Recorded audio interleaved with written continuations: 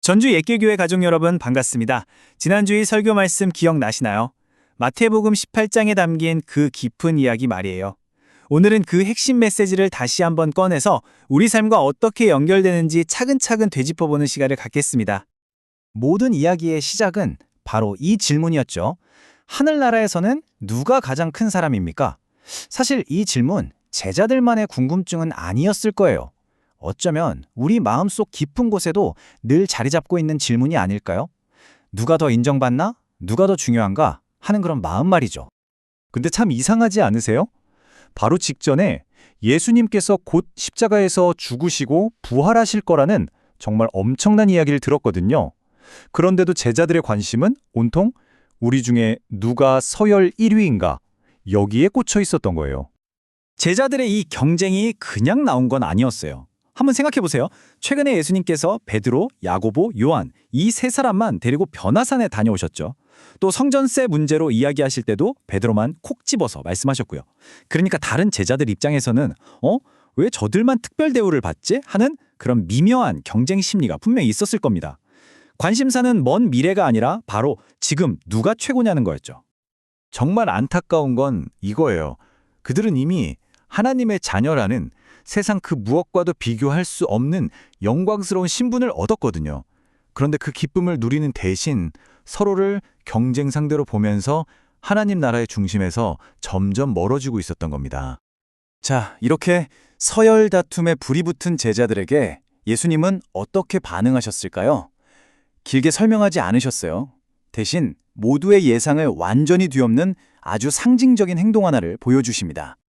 여러분, 이게 왜 그렇게 충격적인 행동이었냐면요. 그 당시 사회에서 어린아이는 그냥 힘없고 미숙하고 사회적으로 아무런 비중이 없는 존재로 여겨졌기 때문이에요. 누구도 어린아이를 본받아야 할 모델이라고 생각하지 않았죠. 그리고는 정말 깜짝 놀랄 만한 선언을 하십니다. 누가 가장 크냐는 질문에 대답하시는 걸 넘어서 아예 천국에 들어가는 조건 자체를 이 어린아이와 연결시키신 거예요. 돌이켜 어린아이처럼 되지 않으면 천국에 들어갈 수조차 없다. 엄청난 말씀이죠. 자, 그럼 여기서 제일 중요한 질문이 나옵니다. 어린아이와 같이 된다는 게 도대체 무슨 뜻일까요? 우리가 흔히 생각하는 것처럼 그냥 순수하고 죄가 없다는 그런 뜻일까요? 전혀 아닙니다. 핵심 열쇠는 바로 돌이켜라는 단어에 있어요. 이건 마치 운전하다가 유턴하는 것과 같아요. 더 높아지고 싶다는 욕망을 향해 달려가던 그 길에서 방향을 180도 완전히 틀어서 새로운 관점으로 나아가라는 강력한 요청인 거죠. 예수님이 말씀하신 건 아이들의 착한 행동이 아니에요. 아이들도 때론 이기적이고 욕심 부리잖아요. 예수님은 아이들의 존재 상태에 주목하신 겁니다. 스스로는 아무것도 할 수 없어서 부모에게 전적으로 그리고 절대적으로 의존해야만 하는 바로 그 상태 말이에요. 네, 바로 이 절대적인 의존이야말로 하나님 나라가 말하는 겸손의 가장 중요한 본질입니다. 이게 구체적으로 우리 삶에서 어떤 의미인지 조금만 더 깊이 들어가 볼까요? 우리는 종종 내가 내 힘으로 산다. 내가 똑똑해서 내가 열심히 해서 이만큼 이뤘다는 착각에 빠져 살 때가 많아요. 하지만 정말 그럴까요? 진실은 우리는 숨 쉬는 매 순간, 단 한순간도 예외 없이 하나님의 창조 세계에 기대어 살고 있다는 겁니다. 한번 생각해 보세요. 아침에 우리를 깨우는 저 햇빛, 지금 이 순간에도 우리가 들이마시고 내쉬는 이 공기, 우리가 밟고 서 있는 이 땅, 이 모든 것이 하나님이 값없이 주신 선물이잖아요. 이게 없다면 우리는 단 몇 분도 살 수 없어요. 이건 믿는 사람이든 믿지 않는 사람이든 이 땅의 모든 인간에게 해당하는 절대적인 현실이죠. 이처럼 온 우주를 만드신 창조주 하나님 앞에서 내가 얼마나 작고 의존적인 존재인지를 정말 가슴 깊이 깨닫게 되면요. 사람들 사이에서 누가 더 높냐, 누가 더 잘났냐 하는 경쟁이 얼마나 부질없는 일인지 저절로 알게 되는 거죠. 그리고 바로 이 지점에서 하나님 나라의 가장 위대한 역설, 가장 놀라운 반전이 시작됩니다. 바로 위로 올라가는 유일한 길이 아래로 향하는 길이라는 진리입니다. 오해하면 안 돼요. 예수님은 야망을 갖지 말라고 하시는 게 아니에요. 위대해지고 싶은 마음 자체를 비난하시는 게 아닙니다. 다만 그 방향을 완전히 틀어주시는 거죠. 남을 밟고 올라서는 세상의 파괴적인 길이 아니라 남을 섬김으로 생명을 살리는 하나님 나라의 길로 말입니다. 그래서 예수님의 결론은 이겁니다. 그러므로 누구든지 이 어린이와 같이 자기를 낮추는 사람, 바로 그 사람이 하늘나라에서 가장 큰 사람이다.